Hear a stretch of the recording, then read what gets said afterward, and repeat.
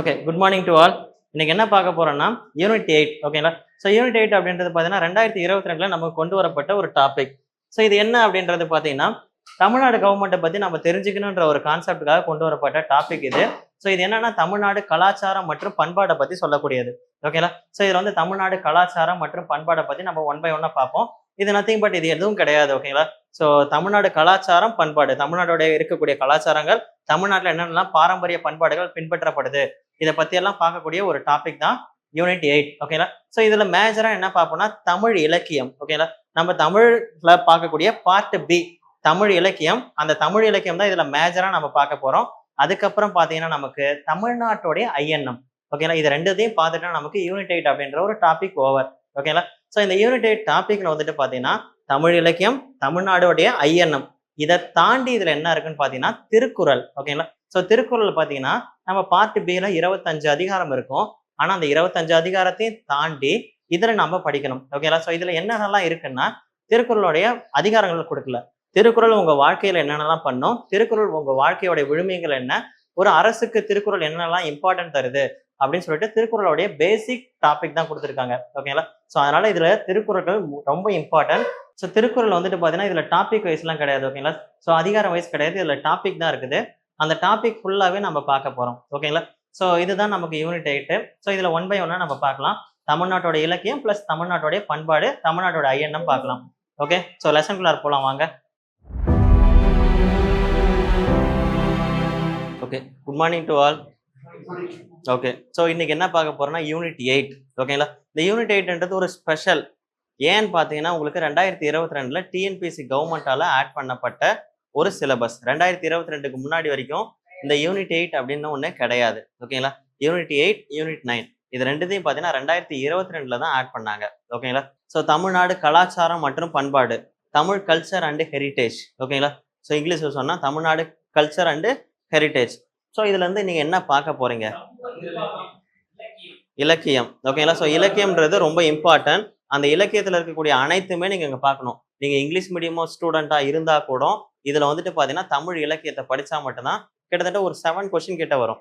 ஓகேங்களா? இதுவே குரூப் 1 இருந்தா கிட்டத்தட்ட 10 கொஸ்டின் கிட்ட வரும். ஏன்னா குரூப் 1ல ஃபுல்லாவே ஜிகே மட்டும்தான். யூனிட் 8ல இருந்து அதிக கேள்விகள் வரும். அதுல இலக்கியம் ஃபுல்லா கவர் ஆகும்.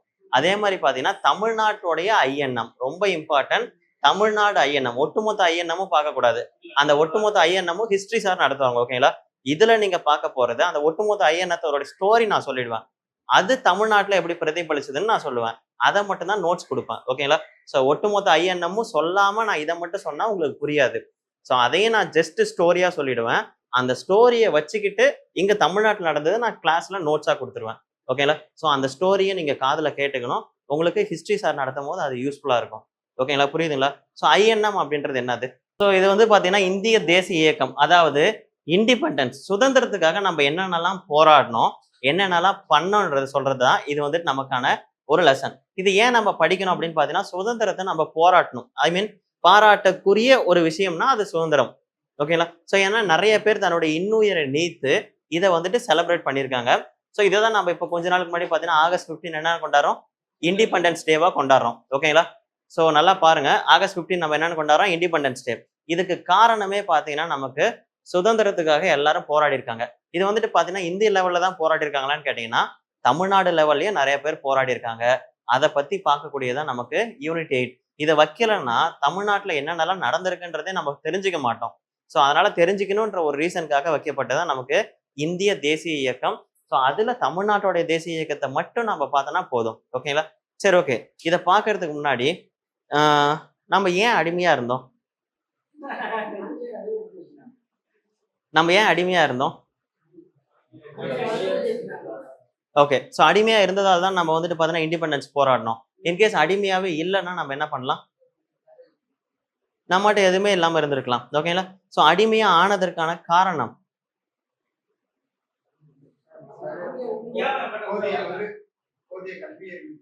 S, correct. ஸோ அடிமையா இருந்ததுக்கு ஒரே ஒரு ரீசன் என்னன்னு பார்த்தீங்கன்னா கல்வி அறிவு நமக்கு கிடையாது. அண்ட் இன்னொன்று பார்த்தீங்கன்னா தமிழ்நாட்டுக்கு ஐ மீன் இந்தியாவுக்கே உரிய ஒரு இது வியப்பு. ஸோ வியப்பு, அவனை பார்த்த உடனே பார்த்தீங்கன்னா அவன் நுனி நாக்கில் இங்கிலீஷ் பேசுறான், அவனுடைய ட்ரெஸ்ஸிங் சென்ஸ் வேறையா இருந்தது. இதெல்லாம் பார்த்த உடனே நம்ம வியந்து அவனை துரன்னு கூப்பிட ஆரம்பிச்சிட்டோம். ஓகேங்களா. ஸோ அங்க வந்துட்டு பார்த்தீங்கன்னா, சாதாரண ஒரு 7 மட்ட லெவல்ல இருந்தாலும் அவன் பேசுறது என்னது? இங்கிலீஷ் தான்.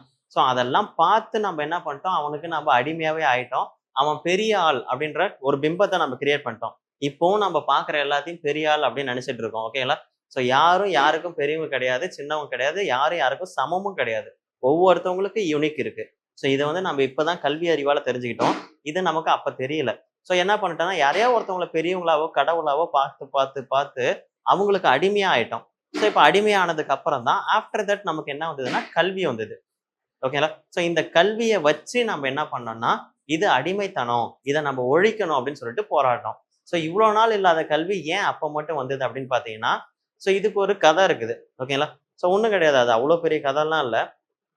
இந்தியாவ பிரிட்டிஷ்காரன் 2ஆ ரூல் பண்ணான். ஓகேங்களா.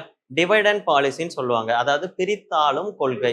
பிரித்தாளும் கொள்கை. ஓகேங்களா. 2ஆ பிரிச்சு ஆளுவாங்க. என்னவா பிரிச்சு ஆளுனாங்கன்னா, ஹிந்து, முஸ்லிம். ஓகேங்களா. ஸோ ஹிந்துக்களையும், முஸ்லிம்களையும் கடைசி வரைக்கும் சண்டை போட வச்சு, அதுல குளிர் காஞ்சு தன்னுடைய அரசியல் ஆதாயத்த தேடினவங்க தான் பார்த்தீங்கன்னா, இங்க ஆங்கிலேயர்கள். ஓகேங்களா. ஸோ இங்கிலீஷ்காரங்கன்னு சொல்லுவாங்க. ஓகே. ஸோ இங்க வந்துட்டு பார்த்தீங்கன்னா, ஹிந்து, முஸ்லிம் இந்த மாரி 2 பிரிவு இருந்தது. ஸோ எப்பவுமே பார்த்தீங்கன்னா, ஊர் 2 பட்டா கூத்தாடிக்கு கொண்டாட்டம்ன்னு சொல்லுவாங்க. ஓகேங்களா. ஸோ இந்த பழமொழி கேள்விப்பட்டிருக்கீங்களா? அதே மாரி தான் பார்த்தீங்கன்னா, இவங்க 2 பேத்தையும் பிரிச்சு வச்சுட்டா, இவங்க 2 பேரும் சண்டை போடுறதுல நம்மள கண்டுக்க மாட்டானுங்க. அப்படின்னு சொல்லிட்டு எப்பவுமே பிரித்தாளும் கொள்கை தான் ஃபாலோ பண்ணிட்டு இருந்தாங்க பிரிட்டிஷ் கவர்மெண்ட். ஓகே, புரியுதா? இது வரைக்கும் புரியுதுங்களா? ஸோ அப்படி பிரித்தாளும் கொள்கையில பார்க்கும்போது 2 இருந்தது. ஹிந்து, முஸ்லிம். ஓகேங்களா. ஸோ இது அவன் பிரிச்சது. அதுக்கப்புறம் நம்ம ஆளுங்களே என்ன பண்ணிட்டாங்கன்னா, ஹிந்துக்கள்ல ஜாதியா பிரிக்க ஆரம்பிச்சிட்டானுங்க. ஓகேங்களா.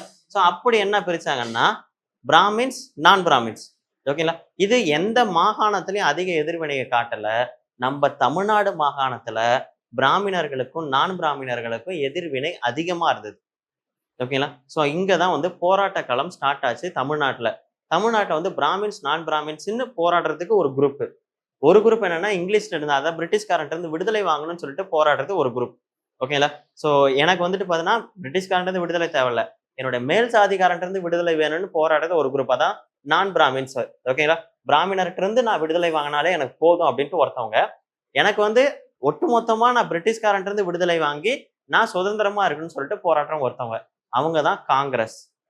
எனக்கு பிராமின்ஸ்ல இருந்து விடுதலை கட்டுறாவே போதும் அப்படின்னு சொல்லிட்டு போராடினவங்க தான் நீதி கட்சி. புரியுதுங்களா. ஸோ நீதி கட்சி இதுதான் தமிழ்நாட்டுல இருந்த 2 உயரிய கட்சிகள். காங்கிரஸ், நீதி கட்சி. காங்கிரஸ் வந்து பாத்தீங்கன்னா ஒட்டுமொத்த அகில இந்தியாவுக்கும் இருக்கக்கூடிய ஒரு கட்சி. ஓகேங்களா. அகில இந்தியாவுக்கும் இருந்தாலும் ஒவ்வொரு மாகாணத்திலையும் இருக்குது. ஓகேங்களா. இந்தியா முழுக்க இருக்கக்கூடிய கட்சி எல்லா இடத்துலயும் இருக்கும். இப்போ வந்து ஃபார் எக்ஸாம்பிள் பாத்தீங்கன்னா, காங்கிரஸ்ன்றது நமக்கு இந்திய லெவல்ல இருக்குது. ஓகேங்களா. ஸோ இந்திய லெவல்ல இருக்கக்கூடிய காங்கிரஸோடைய தலைவர் யாரு? இந்திய காங்கிரஸ் தலைவர் மல்லிகார்ஜுன கார்கே. ஓகேங்களா. மல்லிகார்ஜுன கார்கே அவர் தான் தலைவர். தமிழ்நாட்டுடைய காங்கிரஸ் தலைவர் யாரு? செல்வ பெருந்தகை. புரியுதுங்களா. அதே மாதிரி பிஜேபி எடுத்துக்கோங்க. பிஜேபியும் ஒரு அகில இந்திய கட்சி. சோ அதாவது அகில இந்திய பிஜேபி கட்சியுடைய தலைவர் ஜே.பி. நட்டா. தமிழ்நாட்டுடைய தலைவர் ரிசைன் பண்ணிட்டார். ஓகேங்களா. ஓகே. சோ இப்போ வந்துட்டு பாத்தீங்கன்னா, உங்களுக்கான கட்சிகள் வந்துட்டு பாத்தீங்கன்னா, தமிழ்நாட்டை பத்தி தான் நம்ம பார்த்தாகணும். தமிழ்நாட்டுல காங்கிரஸ். காங்கிரஸ் வந்து தமிழ்நாட்டுல மட்டும் கிடையாது, அகில இந்திய லெவல்ல இருந்திருக்கு. அதுக்கான எக்ஸாம்பிள் தான் இப்ப சொன்னேன். அகில இந்திய லெவல்ல காங்கிரஸ் இன்னமும் இருக்குது, தமிழ்நாட்டிலயும் இருக்குது. ஓகேங்களா. சோ தமிழ்நாட்டோட தலைவர், அகில இந்தியாவோட தலைவர். அதே மாதிரிதான் அங்கவும் பாத்தீங்கன்னா, அகில இந்தியத்துக்குன்னு ஒரு தலைவர் இருப்பாரு, தமிழ்நாட்டுக்குன்னு ஒரு தலைவர் இருப்பாரு. எப்போ 1890 காலகட்டத்துல. ஓகேங்களா. சோ அங்கேயும் ஒரு தலைவர், இங்கேயும் ஒரு தலைவர். ஓகே. இதே மாதிரிதான் இன்னமும் ஃபாலோ பண்ணிட்டு இருக்காங்க அகில இந்திய கட்சி. ஓகே, புரியுதுங்களா உங்களுக்கு? நெக்ஸ்ட் வந்துட்டு பாத்தீங்கன்னா, தமிழ்நாட்டுக்கு மட்டுமே உண்டான ஒரு கட்சி தான் நமக்கு நீதி கட்சி. அது எதுக்காகனா, பிராமின்ஸ், நான் பிராமின்ஸை செப்பரேட் பண்றதுக்காக. ஓகேங்களா. சோ பிராமின்ஸ்ல இருந்து நாங்க விடுதலை வாங்கினாலே போதும், எனக்கு பிரிட்டிஷ்காரன் ஃப்ரெண்டு. உண்மையாலுமே அப்படிதான் இது பண்ணாங்க நீதி கட்சி. ஓகேங்களா. சோ இதுதான் தமிழ்நாட்டுல இருந்த 2 கட்சிகள். ஆக்சுவலா இது எதுக்காக உருவானது அப்படின்னு பாத்தீங்கன்னா, விடுதலை போராட்டத்துக்காக உருவான கட்சிகள். ஓகேங்களா. சோ இந்த விடுதலை போராட்டம்ன்றது பாத்தீங்கன்னா, நம்ம அடிமைப்பட்டதால வந்தது. ஆஃப்டர் தட் நமக்கு போராடணுன்ற எண்ணத்தை கொடுத்தது பாத்தீங்கன்னா எஜுகேஷன். ஓகேங்களா. சோ நம்ம ஃபர்ஸ்ட் அடிமையா இருந்தோம். அதுக்கப்புறம் என்ன வந்து நமக்கு போராட கத்து கொடுத்தது? ஏன் போராடணும், ஏன் விடுதலை வாங்கணும்? கொஞ்சம் யோசிச்சு பாத்தீங்களா? முதல்ல அடிமையா இருந்தோம், அப்படியே இருந்திருக்கலாம்ல. ஒரு கட்டத்துல வந்துட்டு ரொம்பமா அக்ரஸிவா நம்ம போராடி விடுதலை வாங்கியே தீரணும் அப்படின்னு நம்ம வந்ததுக்கு காரணமே எஜுகேஷன், கல்வி அறிவு. இந்த கல்வி அறிவு தான் ஒருத்தவங்களை இன்னொருத்தவங்கள்ட்ட இருந்து மேம்படுத்தும், நீ எந்த நிலைமையில இருக்குன்றது சொல்லும். ஓகேங்களா. சோ இந்த கல்வி அறிவு நமக்கு வரதுக்கான ரீசன் வந்துட்டு பாத்தீங்கன்னா, பிரிட்டிஷ் கவர்மெண்ட் தான் அதுக்குமே. ஓகேங்களா? ஸோ அப்போ வந்துட்டு பார்த்தீங்கன்னா, வேத கல்வி அப்படின்னு ஒரு கல்வி இருந்தது. பிரிட்டிஷ் வர்றதுக்கு முன்னாடி. வேத கல்வி யார் பயின்று இருப்பாங்க? பிராமின்ஸ். நான் பிராமின்ஸ் எங்கேயும் வேத கல்வி பயில முடியுமா? முடியாது. ஸோ அப்போ பிராமின்ஸ் தான் வேத கல்வி பயின்றாங்க. அவங்க தான் பார்த்தீங்கன்னா, வேதத்த படிச்சு, அந்த வேதத்த படிச்சா தான் டாக்டருக்கு போ முடியுன்ற ஒரு கட்டமும் இருந்தது. ஓகேங்களா? யாரு சமஸ்கிருதம் தெரியுதோ அவன் தான் டாக்டருக்கு போ முடியுன்ற ஒரு ரூல்ஸ் அண்ட் ரெகுலேஷன் அப்ப இருந்தது. ஓகே. ஸோ அதே மாரி பார்த்தீங்கன்னா, வேத கல்வி படிச்சு அவங்க வேலைக்கும் போனாங்க. அவங்க புரோகிதராவும் இருந்தாங்க. ஸோ அவங்கள பார்த்தோனே நம்ம என்ன பண்ணிட்டோம், அவங்களும் பெரிய ஆளுன்னு சொல்லிட்டு அவங்கள நம்ம என்னன்னு கூப்பிட்டோம்? சாமி. சாமின்னா யாரு? கடவுளுக்கு சமம். பட் இவங்கள நம்ம என்னன்னு சொல்றோம்? சாமி. சாமி, சாமின்னு கூப்பிட்டு இவங்களையும் பெரிய ஆள் ஆக்கிட்டு அவங்களுக்கு அடிமையாவே இருந்துட்டோம். கடைசி வரைக்கும் அவங்களும் பார்த்தீங்கன்னா, நம்மள அடிமையாவே நடத்திட்டாங்க. ஓகேங்களா? ஸோ ஃபுல்லாவே அடிமையா நடத்திட்டாங்க. இப்போ வந்துட்டு பார்த்தீங்கன்னா, இந்த அடிமைகள் அப்படியே அடிமையா தான் இருக்கிறாங்க. இப்போ பிரிட்டிஷ் வரான். பிரிட்டிஷ் வந்தோனே பார்த்தீங்கன்னா, ரூலிங்க்கு வரான். ஃபர்ஸ்ட் பிரிட்டிஷ் நம்மள ரூல் பண்றதுக்கு 2 முக்கியமான போர் காரணம். என்னென்னது? பிளாசிக் போர், பக்சார் போர். பிளாசிக் போர் எந்த இயர்ன்னு தெரியுமா?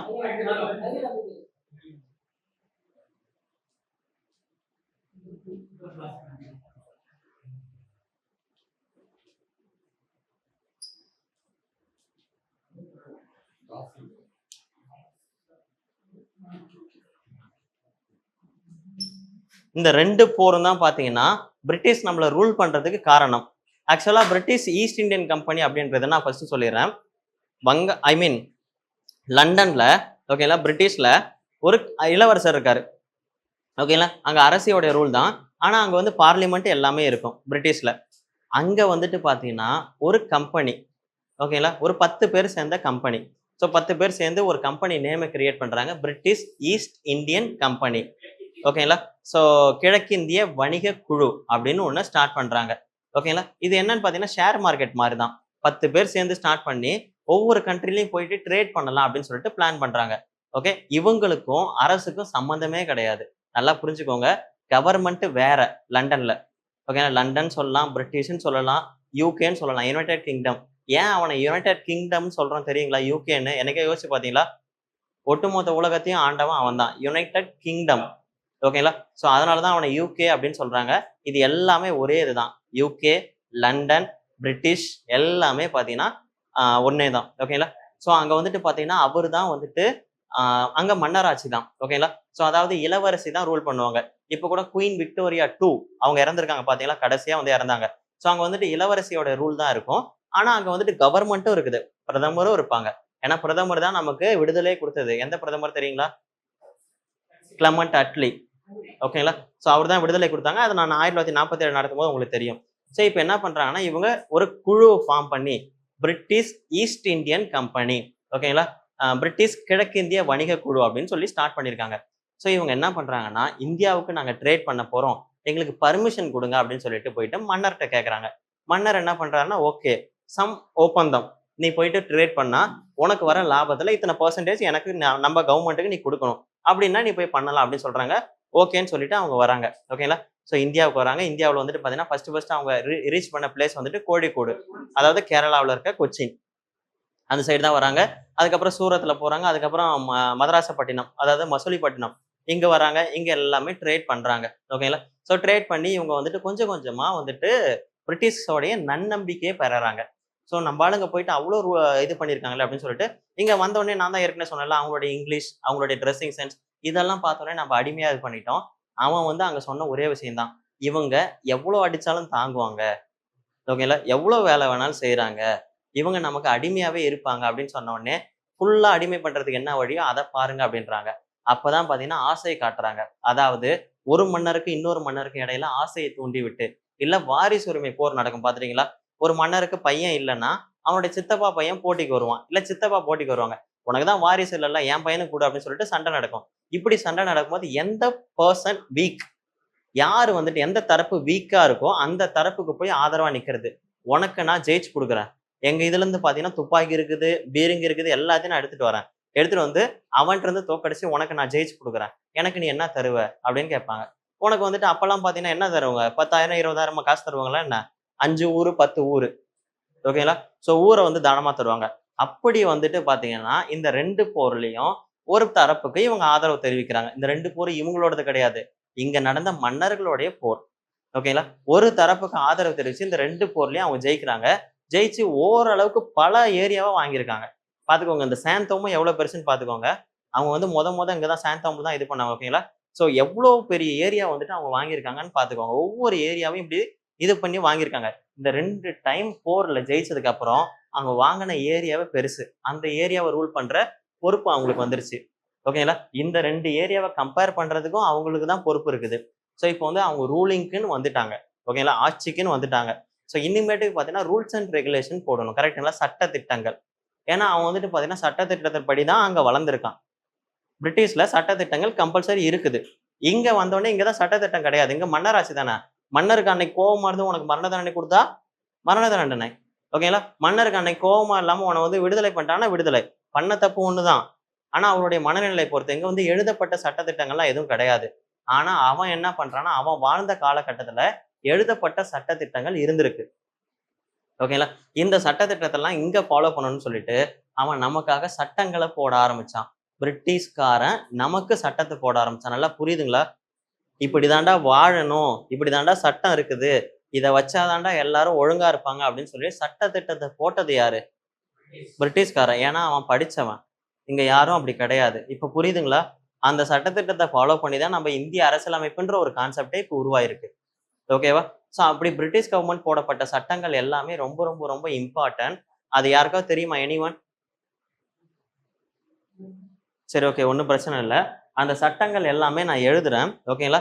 ஸோ அந்த சட்டங்கள் பார்த்தீங்கன்னா அவன் போடப்பட்ட சட்டங்கள். பிரிட்டிஷ் கவர்மெண்ட் நமக்காக போடப்பட்ட சட்டங்கள். கிட்டத்தட்ட 1773ல இருந்து 1947 வரைக்கும் அவன் போடப்பட்ட சட்டம் தான். கடைசியா 47ல போட்ட சட்டம் தான் என்ன சட்டம்? விடுதலை சட்டம். ஓகேங்களா? ஸோ கடைசியா அவன் போட்டது விடுதலை சட்டம். அதுதான் நமக்கு விடுதலை. அவன் எதை பண்ணாலும் ரெக்கார்ட் இருக்கும். ஓகேங்களா? ஸோ நமக்கு விடுதலை கொடுக்கணும்னா சும்மாலாம் கொடுத்துட்டு போகல. அங்க பார்லிமெண்ட்ல பில்லு பாஸ் ஆகி அந்த பில்லுல கையெழுத்து போட்டு இந்தியாவுக்கு நான் இந்த தேதியில விடுதலை தரேன்னு சட்டம் போட்டிருக்கான். புரியுதுங்களா? இப்போ நம்மளுடைய பார்லிமெண்ட்ன்றது அவனுடைய வெஸ்ட் மினிஸ்டர் அப்படின்னு சொல்லுவாங்க அங்க பார்லிமெண்ட்டை. நமக்கு இங்க பார்லிமெண்ட்னு சொல்றோம். அங்க வந்து வெஸ்ட் மினிஸ்டர். ஸோ அந்த வெஸ்ட் மினிஸ்டர் எப்படி இருக்குதோ அதை பேஸ் பண்ணி தான் நம்மளுடைய இந்திய பாராளுமன்றம் இருக்குது. இப்படி எல்லாம் தான் இருக்கணும்னு சொல்லிட்டு ஒரு நியதி இருக்குது அங்க. ஓகேங்களா? ஸோ அந்த நியதியை வந்துட்டு நமக்கும் புகுத்து இருக்கான். எப்பன்னு பார்த்தீங்கன்னா இந்த 2 போருக்கு அப்புறம். ஓகேங்களா? இந்த 2 போருக்கு அப்புறம் அவன் நம்மள ரூல் பண்ண ஆரம்பிச்சான். அவன் போடப்பட்ட சட்டங்கள் இது கண்டிப்பா பாலிடிக்ஸ் நடத்துவாங்க. அப்படி இல்லைன்னா ஹிஸ்டரி ஸ்டாஃபும் நடத்துவாங்க. ஸோ அதை நடத்துறதுக்கு முன்னாடி நான் நடத்திடுறேன். இது நல்லா மைண்ட்ல வச்சுக்கோங்க. ஒரு பிரிட்டிஷ்காரன், அதாவது நீங்க இன்னும் கூட ஞாபகம் வச்சுக்கோங்களேன். உங்க வீட்டுல நீங்க இருக்கீங்க, பக்கத்து வீட்டுக்காரன் இல்லைன்னா வேற ஒரு ஊர்ல இருந்து ஒருத்தன் வந்து உங்களுக்கு சட்டத்திட்டம் போட்டா உங்களுக்கு எப்படி இருக்கும்? எவ்வளவு கோவம் வரும்? நீ இப்படிதான் காலையில எழுந்திருக்கணும், காலையில எழுந்து இந்த டைமுக்கு தான் பல்லு விளக்கணும், காலையில இத்தனை இட்லி தான் சாப்பிடணும் அப்படின்னு ஒருத்தன் உங்களுக்கு சட்டம் போட்டா என்ன பண்ணுவீங்க? ஸோ அந்த மாதிரி ஒரு மனநிலையில இது மனப்பாடம் பண்ணுங்க. ஓகேங்களா? கோவத்துல மனப்பாடம் பண்ணாலும் சரி, இல்ல விருப்பப்பட்டு மனப்பாடம் பண்ணாலும் சரி, மனப்பாடம் பண்ணி தான் ஆகணும். ஓகேங்களா? ஸோ அப்படி அவன் போடப்பட்ட சட்டங்கள் யாரும் எழுத தேவையில்ல. நான் ஃபுல்லா எழுதுனதுக்கு அப்புறம் நீங்க இது பண்ணிக்கோங்க. ஏன்னா உங்களுக்கு புரியுறது ரொம்ப கஷ்டம். ஏன்னா ஒரே ஸ்டூடெண்ட் தான் இருக்கீங்க. தமிழ்ல இங்கிலீஷ்ல 2த்துல எழுதுனா இதாயிடும். நான் டிக்டேட் பண்றேன். ஓகேங்களா? உங்களுக்கு ஃபுல்லா இங்கிலீஷ்ல நான் டிக்டேட் பண்ணிடுறேன்.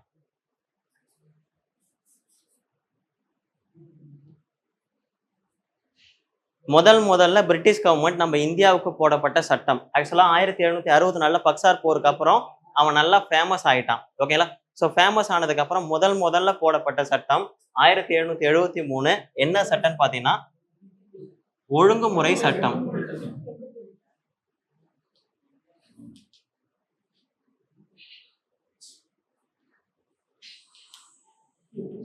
Sir regulating act 1773 regulating act. ஓகேங்களா?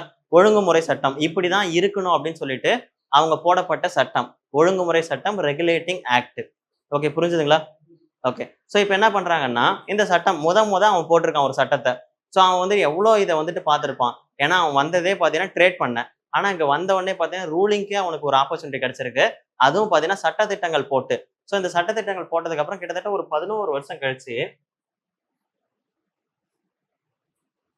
1784 என்ன பண்ணிருக்காங்கன்னா பிட் சட்டம்.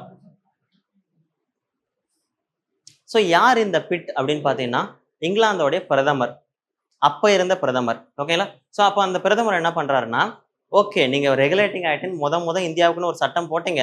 அந்த சட்டம் மக்கள் மத்தியில எப்படி இருக்குது? மக்கள் எப்படியெல்லாம் பார்க்குறாங்க? அந்த சட்டத்த எல்லாம் ஃபாலோ பண்றாங்களா? இல்லையா? கிட்டத்தட்ட ஒரு 11 வருஷம் ஆயிடுச்சு. அந்த சட்டத்தோடைய தன்மை இப்ப எப்படி இருக்குது? மக்கள் எல்லாரும் நமக்கு அடிமையா தான் இருக்காங்களா? இல்லையா? இந்த சட்டத்த ஃபாலோ பண்றாங்களா? இல்லையா? அப்படின்னு சொல்லிட்டு ஆய்வு செய்யறதுக்காக போடப்பட்ட சட்டம் தான் என்னது? பிட் சட்டம். ஓகேங்களா? இப்ப புரியுதுங்களா? ஃபர்ஸ்ட் அவங்க போட்ட சட்டம் ஒழுங்குமுறை சட்டம். 2வது போட்டது பிட் சட்டம். இப்ப வந்துட்டு 3வதா ஒரு சட்டம் போடுறாங்க. இந்த சட்டம் போடுறதுக்கு முன்னாடி நான் உங்களுக்கு சொல்லிடுறேன். இப்ப வந்துட்டு பாத்தீங்கன்னா பிரிட்டிஷ் அவன் தான் ஹெட். ஈஸ்ட் இந்தியன் கம்பெனி யாரு? அவனுக்கு அடிமை. இங்க இருந்து கப்பம் கொடுக்குற ஒரு அடிமை தான் இவன். யாரு? East Indian company. அவனுக்கு அடிமை தான் யாரு? இந்தியா. பாத்துக்கோங்க எப்படி இருக்குன்ட்டு. பிரிட்டிஷ் தான் ரூலிங். அவனுக்கு அடிமை East Indian company. East Indian கம்பெனிக்கு அடிமை தான் நம்மள்ட்ட இருந்து எல்லாத்தையும் சுரண்டி தான் என்ன பண்றான்னா இடைத்தரகரா வச்சுக்கிட்டு அவனுக்கு கொஞ்சம் வச்சுக்கிட்டு அதை பிரிட்டிஷ்க்கு கப்பம் கட்டுறான். ஓகேங்களா? இப்ப என்னன்னா இப்போ வந்துட்டு நீங்க ஒரு லேண்ட் வாங்குறீங்கன்னு வச்சுக்கோங்களேன். ஒரு லேண்ட் வாங்குறீங்க. லேண்ட் வாங்கினீங்கன்னா என்னென்ன ப்ரொசீஜர் இருக்குது? ஓகே, லேண்ட் வாங்கினீங்கன்னா வில்லங்கம் பார்ப்பீங்க, ரெஜிஸ்ட்ரேஷன் பண்ணுவீங்க. கரெக்டா? இந்த லேண்ட் எனக்கு தான் அப்படின்னு சொல்லிட்டு ரெஜிஸ்ட்ரேஷன் பண்ணுவீங்க. இதை விட இன்னொரு ஆப்டா சொல்லலாம். ஒருத்தர் வந்து ஒரு காடு லேண்ட் வச்சிருக்காரு, ஒரு ஃபாரஸ்ட் ஏரியா வச்சிருக்காரு. நீங்க விவசாயம் பண்ணணும் ஆசைப்படுறீங்க. அவர்கிட்ட நீங்க என்ன பண்ணுவீங்க? போயிட்டு குத்தகைக்கு கேட்பீங்க. ஓகேங்களா? ஸோ 3 வருஷம் 4 வருஷம் லீஸுக்கு வந்து உனக்கு கொடுக்குறேன், நீ வந்து யூஸ் பண்ணிக்கிட்டு திரும்ப என்கிட்ட கொடுத்தா போதும், அந்த லீஸுக்கு இவ்வளோ அமௌண்ட் எனக்கு கொடு அப்படின்னு சொல்லிட்டு லீஸ் கொடுப்போம். கரெக்டுங்களா? இங்க சென்னையில வீடு எல்லாம் லீஸுக்கு தான் எடுப்போம். 6 lakhs 10 lakhs கொடுத்துட்டு நீங்க தங்கிட்டு இத்தனை வருஷம் தான், ஆனா 3 வருஷம் அப்படின்னு டைம் போட்டிருப்பாங்க. ஸோ அத்தனை வருஷம் இருந்துட்டு அதுக்கப்புறம் பாத்தீங்கன்னா நீங்க உங்க அமௌண்ட் வாங்கிட்டு வந்துடலாம். இது லீஸ். ஓகேங்களா? ஸோ அந்த காலத்துல இந்த மாதிரி பத்திரப்பதிவுத்துறை எல்லாம் இருந்ததா? பத்திரப்பதிவுத்துறை எதுவுமே கிடையாது. அந்த காலத்துல வந்துட்டு என்ன பண்ணுவாங்கன்னா பட்டயம் எழுதி தருவாங்க. ஓகேங்களா? ஸோ இந்த நிலம் உனக்கு சொந்தமானதுன்னு பட்டயம், ஒரு இது இருக்கும், செப்பு பட்டயம், செம்பு இருக்கும். அந்த செம்புல வந்து எழுதி கொடுப்பாங்க, இத்தனை வருஷத்துக்கு நீ வச்சுக்கோ அப்படின்னு சொல்லிட்டு. இப்ப புரியுதுங்களா? அது என்னது? பட்டயம். ஓகேங்களா? இங்கிலீஷ்ல சார்ட்டர். ஓகேங்களா? ஸோ அதை வந்து இப்ப பார்க்கலாம். இப்ப என்னன்னா ஒரிஜினல் ஓனர் யாரு? பிரிட்டிஷ். இங்க வேலை செய்யறவன் யாரு? East Indian company. ஓகேங்களா? கிழக்கு இந்திய கம்பெனி. இப்ப அவன் இவனுக்கு பட்டயம் போட்டு தரான். எதை? இந்தியாவை. கொஞ்சம் நினைச்சு பாருங்க, யாரோடைய கண்ட்ரிய யாருக்கு வந்து பட்டயம் போட்டு தருது? யோசிச்சு பாருங்க. இந்தியான்னு ஒரு கண்ட்ரி இருக்குது, அது வந்துட்டு அனாமத்தா கிடக்குது. அந்த லேண்டை எடுத்து இவனுக்கு பட்டயம் போட்டு தரான் யாரு? பிரிட்டிஷ்காரன். ஓகேங்களா? அங்க பார்லிமெண்ட்ல பில்லு பாஸ் ஆகி பட்டயம் போட்டு தரான். எப்படின்னா எத்தனை வருஷத்துக்கு? 20 வருஷத்துக்கு. திரும்ப 20 வருஷத்துக்கு பட்டயம் நீட்டிக்குது. திரும்ப 20 வருஷத்துக்கு பட்டயம் நீட்டிக்குது. கொஞ்சம் பாத்துக்கோங்க. 20 20 20ன்ட்டு நீட்டிச்சுக்கிட்டே போறான். ஓகேங்களா? ஸோ இப்போ அந்த பட்டய சட்டம் தான் பார்க்க போறோம். பட்டயம்னா புரிஞ்சுதுங்களா? Charter act. சார் நீங்க first charter act, second charter act, third charter act அப்படின்ட்டு நீங்க எழுதிக்கோங்க. முதல் பட்டய சட்டம், 2ஆம் பட்டய சட்டம், 3ஆம் பட்டய சட்டம். ஓகேங்களா? ஸோ ஃபர்ஸ்ட் பட்டய சட்டம் 20 வருஷத்துக்கு கொடுங்க. இது போட்ட சட்டம். இது இடையில ஆய்வு பண்றதுக்காக இதை விட்டுருங்க. ஸோ இதுல இருந்து 20 கூட்டுங்க. 1793. ஓகேங்களா? 1793 ஃபர்ஸ்ட் பட்டய சட்டம். சார் சார்ட்டர் ஆக்ட்னு எழுதிக்கோங்க, இங்கிலீஷ் மீடியம். எழுதிக்கோங்க சார், எழுதிக்கோங்க.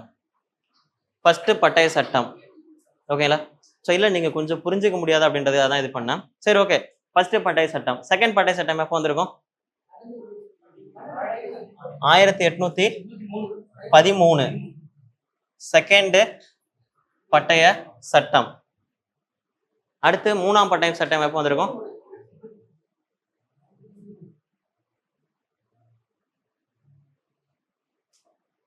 3ஆம் பட்டய சட்டம். அடுத்து எப்போ வந்திருக்கும்?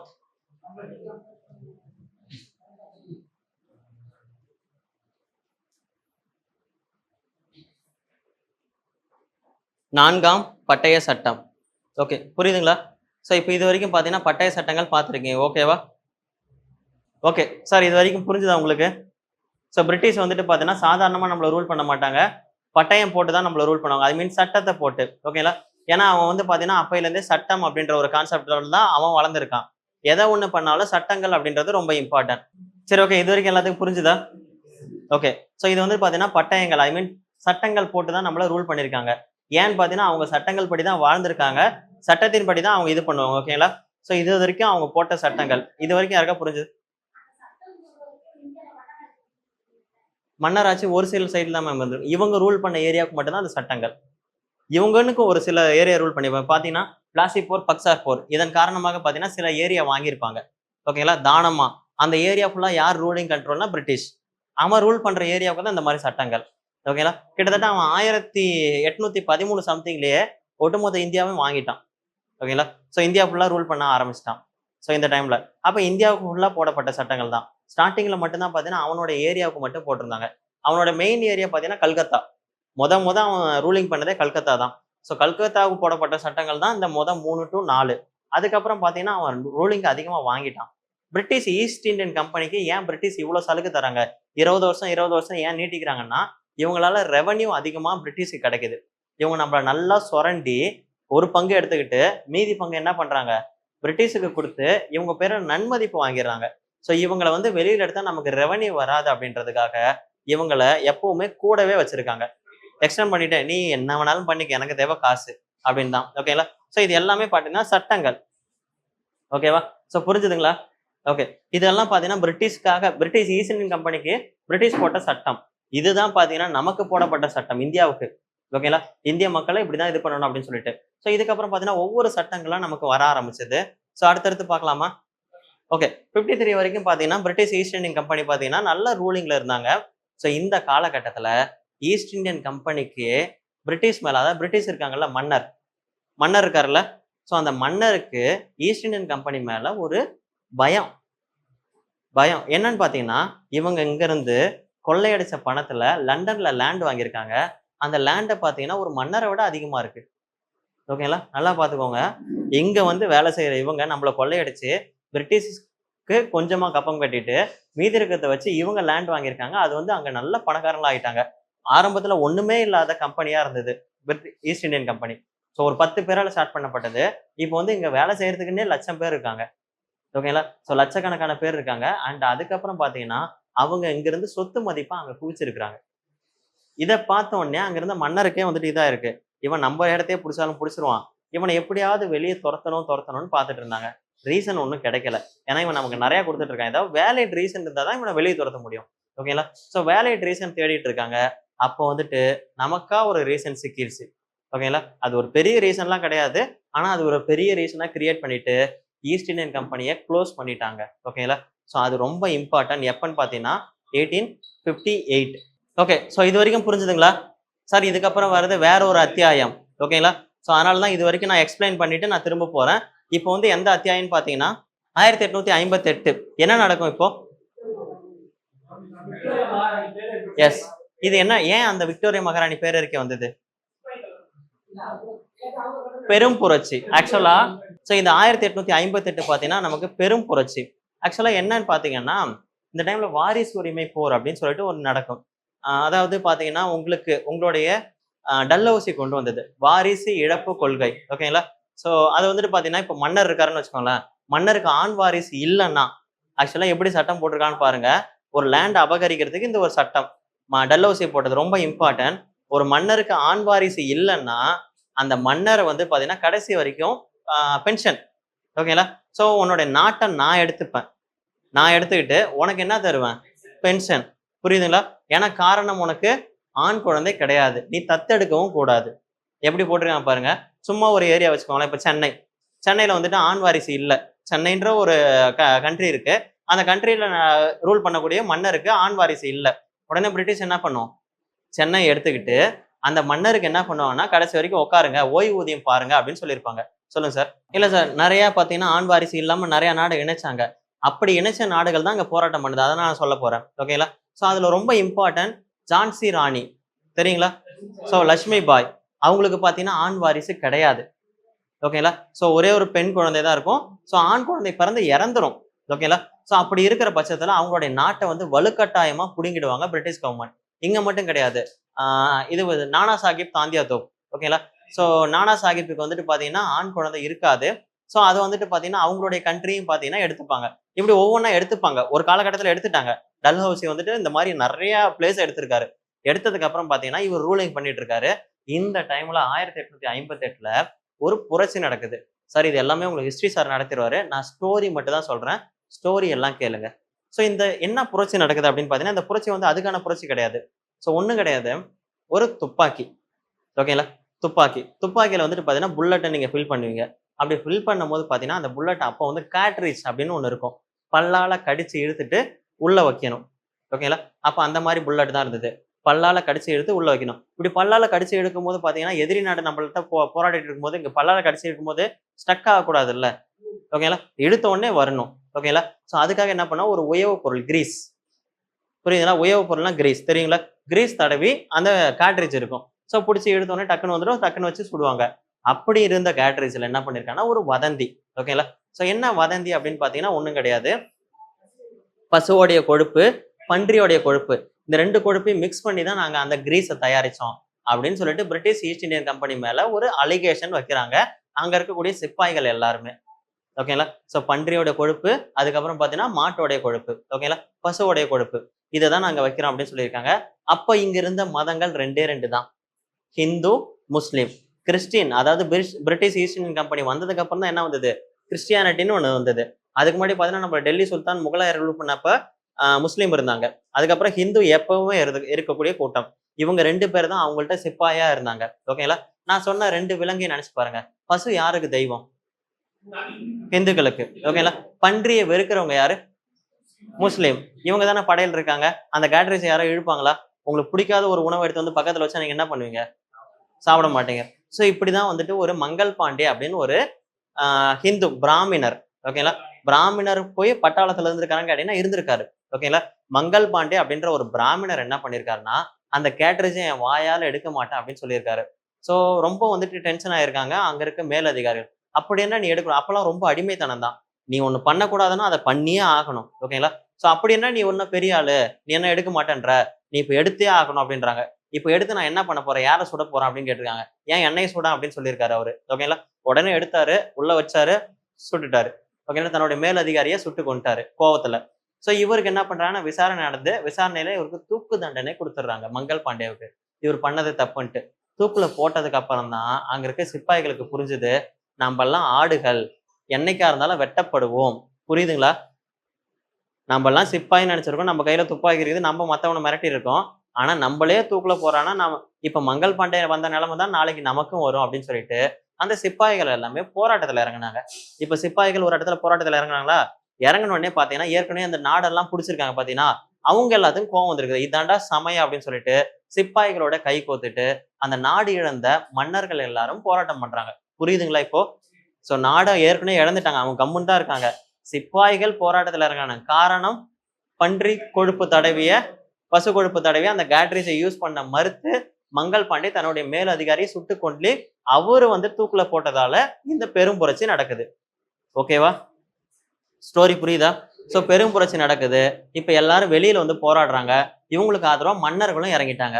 சோ இதனாலதான் இது பெரும் புரட்சின்னு சொல்றாங்க. சாதாரணமா இருந்த புரட்சி பெரும் புரட்சி ஆகுது. ஒவ்வொரு ஏரியாவிலையும் ஒவ்வொருத்தவங்க பாத்தீங்கன்னா போராட்டத்துல ஈடுபடுறாங்க. ஓகேங்களா? இப்படி எஸ், மத்திய இந்தியாவுல ஜான்சி ராணி. ஓகேங்களா? சோ டெல்லியில பாத்தீங்கன்னா 2ஆம் பகதூர் ஷா. ஓகேங்களா? சோ நானா சாஹிப், தாந்தியா தோகுப், சோ இந்த மாதிரி நிறைய இருக்குது. பேகம் ஹசரத் மஹால் அப்படின்னு சொல்லிட்டு எல்லாரும் போராட்டம் பண்றாங்க. இந்த போராட்டம் பாத்தீங்கன்னா நாடு அளவுல நடக்குது. அதாவது நார்த் இந்தியன்ஸ் நடக்குது. சவுத் இந்தியன்ல இந்த போராட்டம் நடக்கவே இல்லை. ஓகேங்களா? சோ அதுதான் அந்த போராட்டம் தோல்வி அடைஞ்சதுக்கான காரணம். ஓகே. சோ இவங்க எல்லாம் போராட்டம் பண்ணியிருந்தாங்கன்னா மேபி அன்னைக்கே நமக்கு விடுதலை கிடைச்சிருக்கும். ஓகேங்களா? சோ இவங்க போராடல. படிச்ச இந்தியர்கள் யாருமே அதுக்கு ரெஸ்பான்ஸ் பண்ணல. அதுதான் ஒரு டிராபேக். ஓகேங்களா? படிச்ச இந்தியர்கள் எல்லாமே பாத்தீங்கன்னா இது தேவையில்லாதது அப்படின்னு சொல்லிட்டு அவங்க ஒதுங்கி போயிட்டாங்க. இதுதான் பாத்தீங்கன்னா ஒரு லீடர்ஷிப் இல்லாம இருந்ததுக்கான ஒரு போராட்டம். சோ அந்த போராட்டத்தை என்ன பண்ணா, பிரிட்டிஷ்காரங்க இரும்பு காரம் கொண்டு அடக்குனாங்க. கண்ணு முன்னு தெரியாம அவங்கள சுட்டு கொன்னு, அவங்கள கிரஷ் பண்ணி அந்தந்த ஏரியாவில் நடந்த புரட்சியை அடக்கிட்டாங்க. ஓகேங்களா? என்னதான் அடக்கினாலும் பிரிட்டிஷ் வந்துட்டு ஏற்கனவே பாத்தீங்கன்னா யாரு மேல கோபமா இருக்காங்க? ஈஸ்ட் இந்தியன் கம்பெனி மேல கோபமா இருக்காங்க. இத ஒரு காரணமா வச்சு என்ன பண்ணிருக்காங்கன்னு பாத்தீங்கன்னா, அவங்க இவங்களுடைய வியாபார உரிமத்தை ரத்து பண்றாங்க. எப்போ? 1858ல. புரியுதுங்களா? சோ ரொம்ப இம்பார்ட்டன்ட். 1858ல சோ அது ஒரு சட்டமாவே போடுறாங்க. அந்த சட்டம் ரொம்ப ரொம்ப ரொம்ப இம்பார்ட்டன்டான சட்டம். என்னன்னா, குயின் விக்டோரியா மகாராணியின் பேரறிக்கை. ஓகேங்களா? மேக்னா கர்த்தா ஆஃப் குயின் விக்டோரியா. இங்கிலீஷ்ல எழுதிக்கோங்க. மேக்னா கர்த்தா ஆஃப் குயின் விக்டோரியா.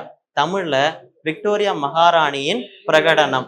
சோ இதுல என்ன சொல்லியிருக்காங்கன்னு பாத்தீங்கன்னா, பிரிட்டிஷோடைய வியாபார உரிமம் ரத்து. இனிமேட்டு பாத்தீங்கன்னா இங்க வைசிராய் அப்படின்னு தான் சொல்லுவாங்க அப்படின்ட்டு நிறைய சொல்லியிருக்காங்க. ஓகேங்களா? ஜஸ்ட் நீங்க பிரிட்டிஷோடைய வியாபார உரிமம் ரத்து அதை மட்டும் எழுதிக்கோங்க. ஓகே, இப்போ நம்மள யார் ரூல் பண்றா? கிரவுன், அதாவது மகாராணி தான் ரூல் பண்றாங்க. இதுக்கு முன்னாடி நம்மள யாரு ரூல் பண்ணாங்க? கிழக்கிந்திய கம்பெனி. ஓகேங்களா? ஸோ கிழக்கிந்திய, அதாவது அங்க நம்ம பிரிட்டிஷ் நம்மளை கண்டுக்கவே மாட்டாங்க. நீ அங்க என்ன வேணாலும் பண்ணிக்க, எனக்கு தேவை காசு, அப்படிதான் இருந்தாங்க. ஸோ அவன் காசு வாங்கி வாங்கி அங்க பணக்காரனோடனே இந்த இடத்துல என்ன பண்ணிட்டான்னா, உன்னுடைய வியாபார உரிமை ரத்து, இந்த மாதிரி நீ எதையுமே பண்ணக்கூடாது, நான் தான் ஸ்டேட்டா ரூல் பண்ணுவேன் அப்படின்னு சொல்லியிருக்காங்க. இப்போ யார் நம்மள ரூல் பண்றாங்க? விக்டோரியா மகாராணி. ஓகேங்களா? ஸோ அதாவது கிரவுன் ரூல், அதாவது இளவரசி ரூல், அரசி ரூல் அப்படின்னு எதை வேணாலும் நீங்க வச்சுக்கோங்க. ஓகேங்களா? ஸோ ஓகே, புரியுதுங்களா? இப்போ நம்மள யார் ரூல் பண்றாங்க? விக்டோரியா மகாராணி, அதாவது கிரவுன், பேரரசி. ஸோ அவங்க தான் நம்மள ரூல் பண்றாங்க. இப்போ ஏற்கனவே நம்ம என்ன பண்ணிருக்கோம், அவங்க என்ன போட்டாலும் இப்போ என்ன பண்ணுவாங்கன்னா, அங்க இருக்கக்கூடிய பார்லிமெண்ட்ல பில்லு பாஸ் பண்ணி தான் நமக்கு போடுவாங்க. ஸோ இதுக்கப்புறம் வரக்கூடிய சட்டங்கள் எல்லாமே கவுன்சில் சட்டம்னு சொல்லுவாங்க. ஓகேங்களா? இதுக்கு முன்னாடி என்ன சட்டம்? பட்டய சட்டம். ஏன்னா பட்டயம் கொடுக்குறாங்க, நீ வச்சுக்கோ அப்படின்னு சொல்லிட்டு. இப்போ யார்கிட்டயும் வச்சுக்கிறதுக்கு கொடுக்க முடியாதுல்ல, 20 வருஷம் 20 வருஷம். இப்போ என்ன பண்றாங்கன்னா கவுன்சில் ஆக்ட் போடுறாங்க, அதாவது கவுன்சில் சட்டம். ஸோ ஏன்னு பாத்தீங்கன்னா அங்க இருக்கக்கூடிய கவுன்சில்ல போடப்பட்ட சட்டங்கள். புரியுதுங்களா? ஸோ அங்க வந்துட்டு இந்திய கவுன்சில்னு ஒன்று ஸ்டார்ட் பண்ணி, ஸோ இந்தியாவுக்குன்னு ஒரு கவுன்சிலை வந்து நியமிச்சிட்டாங்க, எங்க? லண்டன்ல. ஸோ அந்த கவுன்சில் மூலியமா தான் இனிமேட்டு சட்டம். ஓகேங்களா? இனிமேட்டு அரசு ரீதியாக சட்டங்கள் போடப்படும். ஸோ இனிமேட்டுக்கெல்லாம் இவன்ட் எல்லாம் யாரும் கொடுக்க மாட்டாங்க அப்படின்னு சொல்லிட்டு இதுக்கப்புறம் போடப்பட்ட சட்டங்கள் எல்லாமே கவுன்சில் சட்டம். புரியுதுங்களா? ஸோ அந்த கவுன்சில் சட்டம் ஒரு 3 சட்டம் இருக்கு, அதை இப்போ பார்க்க போறோம். எழுதிக்கோங்க ஒன் பை ஒன்னா.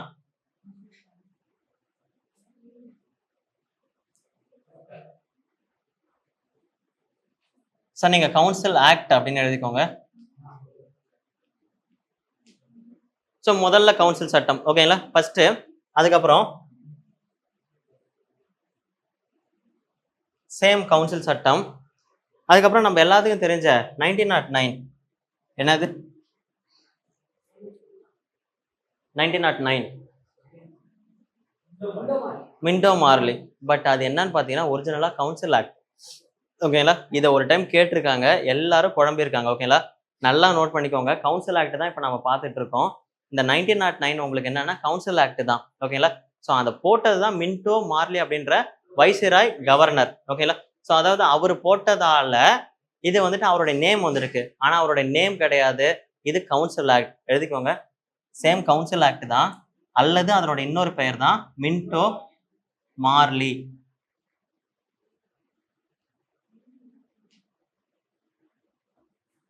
So Minto Marley reform.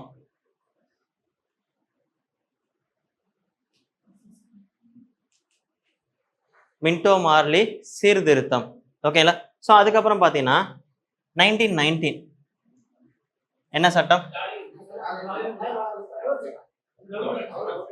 இங்க போடப்பட்ட சட்டம்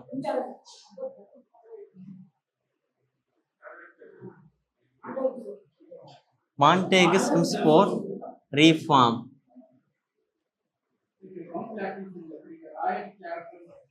புரியல சார்?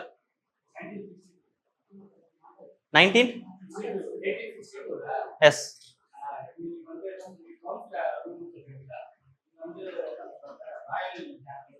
இல்ல சார், நீங்க கவுன்சில் சட்டமே எழுதிக்கோங்க. கவுன்சில் சட்டம் தான். First council, second council, third council. அந்த தேர்ட் கவுன்சில் தான் என்னன்னா மின்டோ மார்லி ரீஃபார்ம் அப்படின்னு சொல்றாங்க. அடுத்து பாத்தீங்கன்னா Montagu Chelmsford reform, Montagu Chelmsford சீர்திருத்தம்.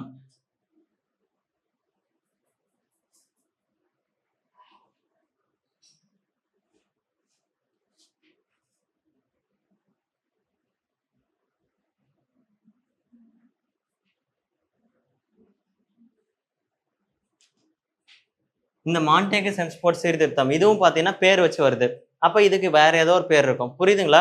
உங்களுக்கு எதெல்லாம் நேம் வச்சு வருதோ அது ஒரிஜினலா வேற, அந்த சட்டத்தை போட்டவங்களுடைய நேம் வச்சு சொல்லுவாங்க. ஸோ அப்ப மின்டோ மார்லி அப்படின்றது பாத்தீங்கன்னா என்னன்னு சொல்லுவாங்க? இந்திய கவுன்சில் சட்டம். மான்டேகு செம்ஸ்போர்ட் ரீஃபார்ம் என்னன்னு சொல்லுவாங்கன்னா இந்திய அரசு சட்டம். ரொம்ப இம்பார்ட்டன்ட். உங்க ஸ்கூல் புக்லயே 1919 இந்திய அரசு சட்டம் தான் இருக்கும். ஓகே, நம்ம என்ன நினைப்போம், 1919 மான்டேகு செம்ஸ்போர்ட் சீர்திருத்தம், மான்டேகு செம்ஸ்போர்ட் ரீஃபார்ம், இது இல்லையே அப்படின்னு சொல்லிட்டு நம்ம பார்ப்போம். இந்திய அரசு சட்டம். ஓகேங்களா?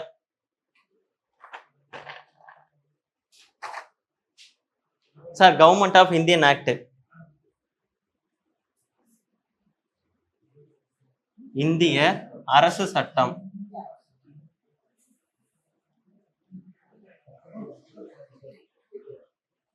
ஓகேங்களா? ஸோ அல்லது நேம் பார்த்துக்கோங்க, கண்டிப்பா கேட்பாங்க. பட் ஒரிஜினலா நமக்கு இந்திய அரசு சட்டம் எப்போ போட்டாங்க? அரசு சட்டம்.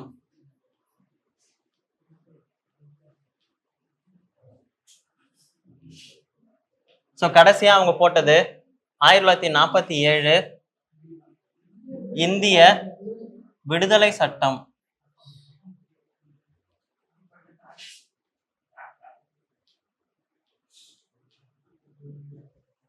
சார் இதுதான் சார் பிரிட்டிஷ் கவர்மெண்ட் நமக்கு போடப்பட்ட சட்டங்கள். ஓகேங்களா? பிரிட்டிஷ் கவர்மெண்ட் நமக்கு போடப்பட்ட சட்டங்கள் இவ்வளவுதான். சீக்கிரம் எழுதிக்கோங்க. ஒன்ஸ் அகைன் ரிப்பீட் பண்ணணும். எழுதியாச்சா?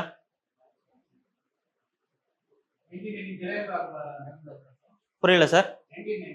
ஜாலியன் வாலாபாக் சார் அதெல்லாம் உள்ளார நடந்திருக்கும், அதை பத்தி நான் சொல்றேன். இப்போதைக்கு சட்டங்கள். சரி புரிஞ்சுங்களா? பிரிட்டிஷ் கவர்மெண்ட் நமக்கு போடப்பட்ட சட்டங்கள். ஓகேங்களா? எழுதியாச்சா? ஸ்டூடெண்ட்டுக்கு நான் என்ன சொல்லியிருப்பேன்னா ஜஸ்ட் இயர் மட்டும்தான், மீதி எல்லாம் அவங்களுக்கு வாயால சொல்லியிருப்பேன். அவங்க ஆல்ரெடி படிச்சிருக்காங்க. ஓகேங்களா? ஸோ அதனால இதுவா இருக்கும். ஸோ உங்களுக்கு ஸ்லோவா போனாலும் பரவாயில்ல, அடித்தளம் ஸ்ட்ராங்கா இருக்கணும். இப்போ இது எல்லாத்துக்கும் புரிஞ்சுதா? ஸோ இன்னுமேட்டுக்கு யாரு கேட்டாலும் நீங்க கரெக்டா ஆன்சர் பண்ணணும். ஓகேங்களா? ஸோ இதுக்கு மேலேயும் பார்த்தீங்கன்னா ஆக்சுவலா ஒரு இது வரதுக்கு முன்னாடி தான் நீங்க நியூ ஸ்டூடெண்ட். ஸோ இன்னுமேட்டுக்கு இந்த சட்டத்துக்கு நீங்களாம் எல்லாம் யாரு? Old student. ஓகேங்களா? ஸோ இதுக்கு மேலே எனக்கு சட்டங்கள் தெரியாது அப்படின்லாம் நீங்க சொல்லக்கூடாது. ஒன்ஸ் ஃபர்ஸ்ட் டைம் வரும்போது தான் நீங்க நியூ ஸ்டூடெண்டா இருக்கணும். Okay? So one second repeat பண்ணலாமா? ஓகே. ஸோ இப்போ வந்துட்டு பார்த்தீங்கன்னா ஃபர்ஸ்ட் பிரிட்டிஷ் நம்மளை ரூல் பண்றதுக்கு 2 முக்கியமான போர். என்னென்ன போர்? பிளாசி போர், பக்சார் போர். பிளாசி போர் எப்போ? 1757. பக்சார் போர் 1764. ஓகேங்களா? பிளாசி போர், பக்சார் போர். இந்த 2 போருக்கு அப்புறம் அவன் நம்மள ரூலிங் பண்ண ஆரம்பிச்சிட்டான். ஆல்மோஸ்ட் பாதி ஏரியா பிடிச்சிட்டான். ஸோ ரூலிங் பண்ணா அவங்க சட்டங்கள் போடணும். ஏன்னா அவன் சட்டத்தின்படி தான் வாழ்ந்திருக்கான். அப்படி அவன் போடப்பட்ட முதல் சட்டம் ஒழுங்குமுறை சட்டம். எப்போ? 1773, 1773 ஒழுங்குமுறை சட்டம், ரெகுலேட்டிங் ஆக்ட். ஸோ இது முத ஒரு சட்டம் போட்டிருக்கான். இந்த சட்டம் எப்படி வேலை செய்யுதுன்னு கிட்டத்தட்ட ஒரு 11 வருஷம் கழிச்சு இங்கிலாந்தோடைய பிரதமர் சர் இளைய பிட். ஓகேங்களா? அவருடைய பேரு பிட். ஸோ அவர் வந்து ஒரு சட்டம் போடுறாரு. என்னன்னா ரெகுலேட்டிங் ஆக்ட், ஒழுங்குமுறை சட்டம் எப்படியெல்லாம் செயல்படுது போய் பார்த்துட்டு வாங்க அப்படின்னு சொல்றாங்க. அது என்னன்னு பாத்தீங்கன்னா பிட் சட்டம் 1784. ஓகேங்களா? ஸோ இதுக்கப்புறம் பாத்தீங்கன்னா ஒவ்வொரு 20 வருஷத்துக்கு நம்மளுடைய இந்தியாவை பட்டயம் போட்டு தராங்க. பிரிட்டிஷ் ஈஸ்ட் இந்தியன் கம்பெனிக்கு. புரியுதுங்களா? பிரிட்டிஷ் கிழக்கு இந்திய கம்பெனிக்கு பட்டயம் போட்டு தராங்க. ஸோ அதன்படி முதல் பட்டய சட்டம் 1793, இரண்டாவது பட்டய சட்டம் 1813, மூன்றாம் பட்டய சட்டம் 1833, நான்காம் பட்டய சட்டம் 1853. இப்போ வந்து பாத்தீங்கன்னா ஈஸ்ட் இந்தியன் கம்பெனி மேல பிரிட்டிஷார் அதிருப்தியில இருக்காங்க. ஈஸ்ட் இந்தியன் கம்பெனி பிரிட்டிஷார் மேல அதிருப்தியில இருக்காங்க. ஸோ இந்த டைம்ல வந்து பாத்தீங்கன்னா இவங்க சொத்துக்கள் அதிகமா குமிச்சிருக்காங்க இந்த ஈஸ்ட் இந்தியன் கம்பெனியை சேர்ந்த ஓனர்ஸ். ஸோ இவங்களை எப்படியாவது தூக்கணும்னு பார்த்திருக்காங்க. வேலிட் ரீசன் கிடைக்கல. அப்பதான் ஒரு வேலிட் ரீசன் கிடைச்சது. ஆக்சுவலா இந்த வேலிட் ரீசன் கிடைக்கலன்னா ரினியூவல் எப்போ? 73ல ரினியூவல் ஆயிருக்கணும். புரியுதுங்களா? ஓகேங்களா? ஸோ 20 வருஷமா கூட்டினீங்கன்னா 1853 அப்புறம் 1873ல ரினியூவல் ஆயிருக்கணும். ஆனா ஆகல. ஓகேங்களா? ஸோ இந்த நமக்கு ஒரு சட்டம் கிடைச்சது. ஆக்சுவலா 1858ல பெரும் புரட்சி நடக்குது. ஸோ அந்த பெரும் புரட்சியோட ஸ்டோரி நான் சொல்லிட்டேன். என்ன காரணம்? பசு பன்றியோடைய கொழுப்பு தடவன கேட்ரேஜ். அந்த கேட்ரேஜை யூஸ் பண்ண மறுத்து மங்கள் பாண்டே என்ன பண்ணிருக்காரு? மேலதிகாரி சுட்டுட்டாரு. ஓகேங்களா? மேலதிகாரி சுட்டதுக்கு அப்புறம் தான் அங்கிருந்த சிப்பாய்களுக்கு எல்லாமே அப்பதான் தெரியுது, நாமளும் என்னைக்கா இருந்தாலும் சுட்டு கொலை பண்ணப்படுவோம், ஐ மீன் தூக்கிலிடப்படுவோம் அப்படின்னு சொல்லிட்டு அங்க இருந்த சிப்பாய்கள் எல்லாமே போராட்டத்தில் ஈடுபட்டாங்க. இந்த சைமல்டேனியஸ்ல டல்ஹவுசி பிரபு கொண்டு வந்த வாரிசு இழப்பு கொள்கை மூலமா பாதிக்கப்பட்ட கவர்மெண்டை சேர்ந்த ஐ மீன் அரசுகள். ஓகேங்களா? ஸோ அந்த அரசர்கள் எல்லாருமே போராட்டத்துல இறங்கிட்டாங்க. ஸோ இது வந்து ஒரு பெரும் போராட்டமா ஆகியிருக்கு. ஓகேங்களா? ஸோ பெரும் போராட்டம். அந்த போராட்டத்தை வந்து பாத்தீங்கன்னா கிரஷ் பண்றதுக்கு பிரிட்டிஷ் கவர்மெண்ட் நிறைய பேர்த்த யூஸ் பண்ணியிருக்காங்க. போராட்டத்தையும் ஒடுக்கிட்டாங்க. ஓகேங்களா? ஸோ ஒடுக்கப்பட்ட போராட்டம், பட் ஒடுக்கப்பட்டிருந்தாலும் பிரிட்டிஷ் வந்துட்டு ஈஸ்ட் இந்தியன் கம்பெனி மேல வெறுப்புல இருந்ததால இனிமேட்டுக்கு உன்னுடைய வியாபார உரிமம் ரத்து செய்யப்படுது அப்படின்னு சொல்லிட்டு குயின் விக்டோரியா ஒரு பிரகடனத்தை வெளியிடுறாங்க. மேக்னா கர்த்தா ஆஃப் குயின் விக்டோரியா. ஸோ இதுக்கப்புறம் யார் நம்மள ரூல் பண்ணுவாங்கன்னா குயின் ரூல், அதாவது கிரவுன் ரூல் சொல்லுவாங்க. ஓகேங்களா? ஸோ இளவரசி ரூல், பேரரசி ரூல் அப்படின்னு சொல்லுவாங்க. இனிமேட் நம்மள யார் ரூல் பண்றாங்க? பேரரசி. ஓகேங்களா? ஸோ பேரரசி தான் நம்மள ரூல் பண்ணிட்டு இருப்பாங்க. ஸோ இதுக்கப்புறம் பாத்தீங்கன்னா இந்த பேரரசி ரூல் பண்ணதுக்கு அப்புறம் என்ன பண்றாங்கன்னா ஒரு ஸ்டேட்டா என்ன பண்ணிருக்காங்கன்னா ஒரு கவுன்சில் ஒண்ணு போடுறாங்க. ஓகேங்களா? இந்தியாவுக்கான கவுன்சில் லண்டன்ல ஒரு பிளேஸ். ஓகேங்களா. ஸோ அந்த கவுன்சில் தான் நம்ம இங்க இருந்து எந்த நமக்கு கோரிக்கை வேணாலும் என்ன பண்ணுவோம், கவுன்சிலுக்கு போகணும். அவங்க அந்த கவுன்சிலை கான்டாக்ட் பண்ணி என்னென்னலாம் வந்திருக்குன்னு கேட்பாங்க. இப்போ புரியுதுங்களா. இப்போ இடைத்தரகர் யாரு, கவுன்சில். புரியுதுங்களா. ஸோ லண்டன்ல தான் இருக்கும். நீங்க என்ன பண்ணாலும் ஒரு லெட்டர் எங்க எழுதணும், லண்டனுக்கு எழுதணும், கவுன்சிலுக்கு. கவுன்சில் இருந்து தான் யார் வாங்கிப்பாங்க, பிரிட்டிஷ் வாங்கிப்பாங்க. ஓகேங்களா, புரியுதுங்களா. ஸோ இப்போ வந்து பிரிட்டிஷ் வந்துட்டு அந்த கவுன்சிலை வந்துட்டு நல்லா ஃபாலோ பண்ணிட்டு இருக்காங்க. அந்த கவுன்சில் மூலியமா 3 சட்டம் போட்டிருக்காங்க. 1862 கவுன்சில் சட்டம், 1891 கவுன்சில் சட்டம், 1909 கவுன்சில் சட்டம் அல்லது Minto Marley reform, 1919 Montagu Chelmsford reform அல்லது இந்திய அரசு சட்டம், 1935 இந்திய அரசு சட்டம், 1947 கவர்மெண்ட் ஆஃப் இந்திய விடுதலை சட்டம். ஓகேங்களா. ஸோ புரியுதுங்களா, பிரிட்டிஷ் நமக்கு போடப்பட்ட சட்டங்கள்.